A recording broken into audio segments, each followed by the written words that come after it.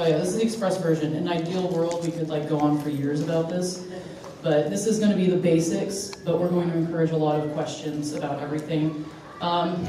Slight bragging rights, not really.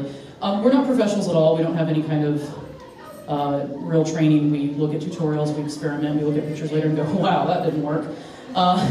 So just a couple of things that we've done. And yeah, so goals of this panel, basically just doing the basics. Like, you know, if you're a guy, you're like, wow, I don't have boobs, but that would be cool. If you're a girl, you're like, wow, I have them, and that sucks. So yeah, just the basics. All of this is going to be on our own personal experiences, our preferences. If we say something you're like, they're full of crap, then yeah, you are totally cool. No. No, it's no. Yep. Thank you. No. So yeah, this is all going to be our personal preference. So you feel free to disregard or disagree. That is your right as a cosplayer and as, I guess, a living artist. Yeah, usually we warn people this is rated PG-13, which is hysterical here, but yeah. So we can actually say things and not worry about it. Once we had a woman with her very, very, very, very young child. Last time with the child, it was about 5, and I got about 30 seconds so of my uncomfortable. spiel, and she's like, oh, ow. We're like, we're sorry, but we warned you. Okay. Can't get around some things. Introduction, what is crossplay? Basically looking like the opposite gender. If you don't necessarily identify as male or female, this kind of doesn't always apply, but generally, however you typically associate yourself with the gender you're going is the opposite. We always say this, not necessarily an indication of sexuality, gender identity, etc., etc., etc., because you get a lot of crap, especially if you're a dude. You're like, are you want to dress like a girl? You're like, gay? Like, what does that even mean? I don't know. But anyway. So we hear that a lot, and it's kind of sad, but it doesn't mean anything. It just means that you're like, wow, that character kicks ass. I want to be that character. Yeah. All right, so I'm going to pass it over to Dex. Alrighty. So as a guy who dresses as a woman, so if you want, typically the first and most fundamental thing for that would be things that you don't normally do. So the first one is shaving, or shaving things you don't normally shave. It's pretty self-explanatory. I know everyone kind of has their own preferences to types and brands and techniques and whatnot. The only thing that I try to tell people to take away from this is if you're going to be doing something more revealing, like showing a lot of leg or your arms or your chest or wherever you grow hair, and you don't normally shave it, usually what I tell people is I recommend at least doing it a couple weeks beforehand, because if you've ever tried to shave somewhere like your legs, or me for example, is when I first started doing it, I have really, really sensitive skin, so I broke out, looked like I kind of ran through a field of poison ivy. And it was like that for maybe like 2 weeks, and it took several times to go through before my legs actually cooperated properly. So I recommend don't doing it the day before or the night before, because we actually had someone in our group do that, and that's what happened to him, and it was hilarious, but you know, I recommend at least doing it a week or two before, and also because depending on how hairy you are, it's very time consuming. I usually did it in stages, like I do like as odd as it looked. I did it like one arm one day and then the other one the next, because it took me like an hour. So if you try to do it the day of, it's a lot more time consuming, it's very deceptive, and you burn through a lot of razors. So I would recommend at least practicing, getting used to it, and letting your body adapt to it, and also to be comfortable, because not shaving for 15 years and then trying it can feel a little odd. So also to get comfortable wearing clothes without the body hair, that's a huge difference. We're being friends. No, okay. Okay, for our ladies, these are all, by the way, actual guys in their respective series, and Armstrong's just, look at that. So, okay, most of these in anime and a lot of video games, they're not necessarily drawn with hair, so this is like completely up to ladies, whatever you're comfortable with. If you want to go all natural, then, rock it, whatever. But it's not necessarily required either way, because they're not drawn with hair, so you get a little bit of leeway. I like to be smooth because it feels nice, but yeah. It's not really required. I just kind of point this out and say it's totally personal preference, and it's a little bit more of a leeway with girls than it is with guys, unfortunately. Guys get a little bit slammed with, like, rules, I guess. It's kind of unfortunate. But I just wanted to mention that in passing. All right. The part of the panel that sent that lady out of the last one. All right, the things that, yeah, you can't get away with. If anyone heard of the infamous tucking? So usually involves hiding everything downstairs. So if you're doing more revealing tire, clothes, whatever it may be, you have to hide it. So how to do it? There are literally two ways. There's the right way and there's whatever hurts, which is the wrong way. So there's a couple. I think you gotta go one more. So yeah, there's traditional, what I call modified, which is those that can't do traditional.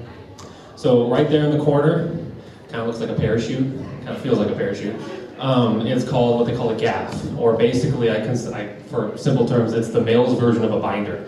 So women have binders for the chest, males have binders for your penis. So basically, what the traditional method is, and as painful as it sounds, is basically what they recommend is you take a very warm shower or bath or whatever you prefer, and you basically have to do what they call reverse puberty, which is tucking your testicles back to where they came from.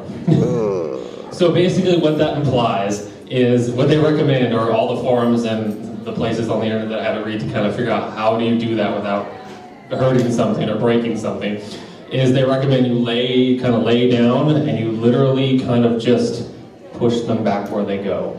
And it takes some practice and some trying and some what hurts, what doesn't, you know. It's a very trial and error kind of thing. And then what they recommend is once you do, you tuck everything behind, you slip on the gaff, and it basically just kind of locks everything in place, and there you go. And when you take the gaff off, it kind of just all goes back to normal. It all just boop, and then you go through puberty again. The modified version, for those that don't want to do that or say that just sounds insane, I'm never going to do that ever, or try, you can do the gaff and you can tuck it normally, but you have to keep in mind, then that means you may or may not sit on them, which then if you do is the worst thing ever. So you can try it, you can kind of, as odd as it sounds, you can play around with it and see what happens, and find out what works best for you. I've done both. I've found both to be uncomfortable and comfortable at the same time, depending if I did it correctly. But the gaff you can literally buy for discrete reasons. You can buy it from Amazon. They're kind of expensive. They're like $20, $25 a piece. If you wash it, hand wash it, do not dry it, because if you throw it in the dryer, then it gets all stretched out and then you have to buy another one. And they are very, very, very, what am I looking for? They're very, size, when they mean small, and when they mean medium, medium. Size fits, yeah. So, for example, I have a 32 waist, I go between like 30, 32. I have a small, it's like, it's very small. So they stretch, but if you get one too small, it's like wearing really, really tight clothes and then it cuts into you. So yeah, so go buy the size chart if you go on Amazon, because they're very exact. Oh yeah, so if you're doing it right, it's not gonna hurt. So if it hurts, you're doing something wrong. What I would recommend too is if you feel any kind of pain throughout the day or any kind of, go to your hotel room or bathroom or home if you're close by and adjust it, because the worst thing you can do is leave it, and then it hurts, and then when you take everything off, it hurts for several days.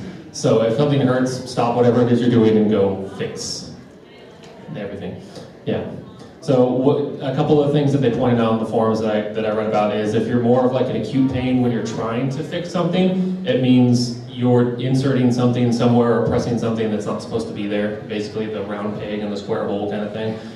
So if you feel acute pain, immediately stop to avoid damages.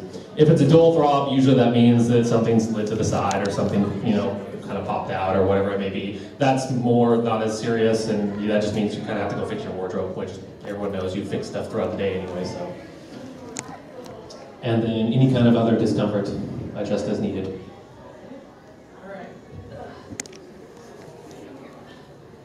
Alright, binding. So this is like the longest part of the female part of this panel because it's the most questioned and honestly the most uncomfortable and arguably the most important because, you know, guys don't have boobs. So I want to point out the gold binding is not to be completely flat. One, I'm not really sure that most women can actually pull that off. And two, sometimes it looks really kind of weird if you try to do too much, and it can actually emphasize your hips. I actually have really wide hips, which is why I try to like conceal them with like clothes and stuff. So trying to get totally flat doesn't work. And in any case, my boobs are kind of too big, it doesn't work, and it just hurts. So yeah, basically this is not what you're going for. So safe binding methods. Chest binders and compression shirts are the best. I will say that until I die. But yeah, sports bras, if you're smaller, these can work really well, and that's great because they're super inexpensive and they tend to be fairly comfortable for the most part. And medical and athletic tape, which is a very necessary evil for low-cut shirts and whatnot, and open shirt binding, which is sort of terrifying.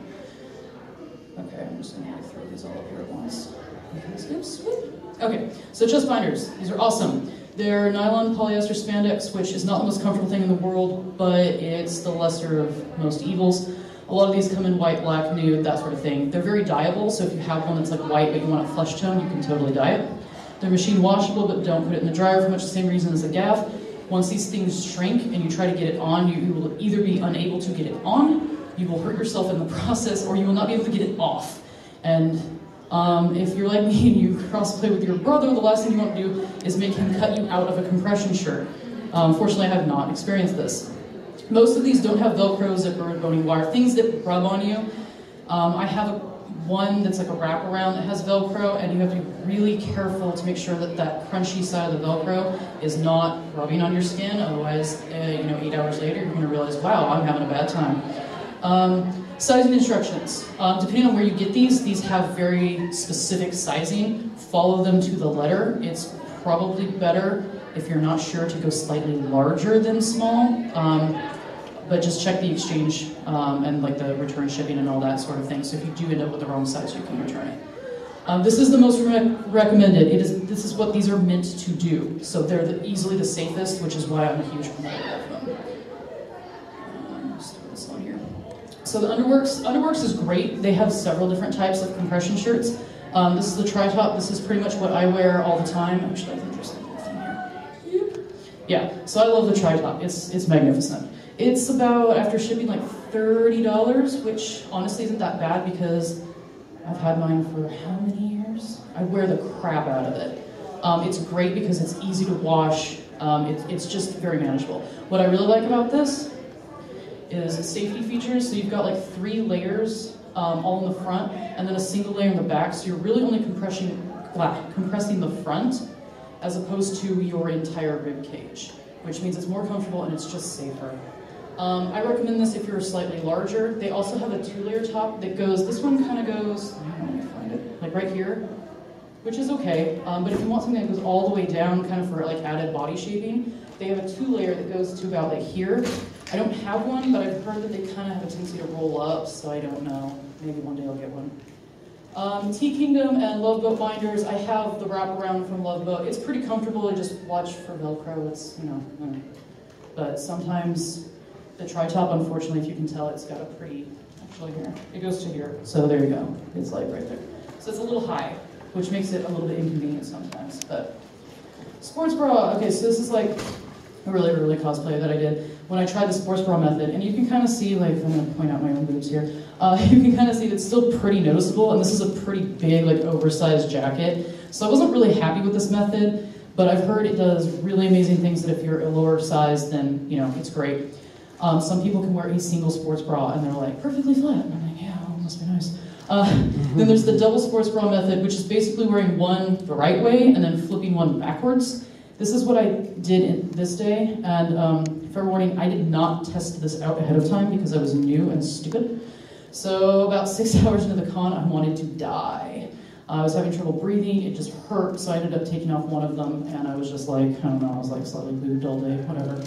So yeah, test this out. Don't just show up to the con, oh my god. I was a newbie, I'm sorry. Okay, oops. Tape. Sometimes you wear low-cut, sleeveless crap where you need to hide a little bit more than the compression shirts allow, or open shirt binding. I know a lot of the free guys, the jacket becomes necessary, otherwise it just doesn't happen. So make sure you get medical or athletic tape. If you get something that does not say this, well, I have warned you, you will have a bad time. I've seen girls use duct tape, and they're like, oh no, it's fine, and I'm just like, oh my god. No, I would die. I would literally, okay, so I have sensitive skin, much like him. So, no. Okay, so fun story that I like to tell at parties, because I'm fun. Once upon a time I went to Fanime, and it was day 1, and I wore this costume. And I got a brand new tape and I was like super excited because it was like flesh tone and it was like stretchy. And I put it on and I was like, oh my God, this is the most comfortable tape. Because before I was using like this clear crunchy crap that, while effective, it was rather uncomfortable just because it was crunchy. So I got this like smooth flesh tone stretch crap. Okay, don't get stretch tape. Don't ever get stretch tape. So about midway through the day, it was probably like 4 p.m. or so. I've been wearing this all day. I get back to the hotel room. I'm like, oh, it's kind of like itching. So I go to the bathroom to, readjust. And no, it had been slowly, the stretch had been pulling on both sides. And I ended up with some rather massive open wounds, basically. And this was day 1 of 4 days of crossplay. So I was super thrilled. I had scars for about a year. So test this stuff out, and if it starts to feel slightly odd, that's a sign. That's a huge sign. So I don't like tape binding for that reason. Open shirt binding, this was a really great tutorial off of DeviantArt. This person's really great to follow. She's got a lot of crossplay tips. But basically, you kind of want to pull like up and out, and then make sure that you're using, again, very safe tape. And then at the end, if you want, you can use what I guess I would classify as an unsafe tape to kind of hold it all together. So if you wanted to use, like, heaven forbid, duct tape, which just hooks me out being around skin. So if you wanted to use a stronger tape and kind of pull that and keep everything in place, that tends to be okay. Just make sure that it's not actually on your skin. If you're insane and you're like, oh, I've used duct tape before and it never hurt me, then I don't know, you're some kind of god. I cannot safely recommend it. Much like Dex was talking about with binding for men, binding for women is pretty much the same. You should not feel pain.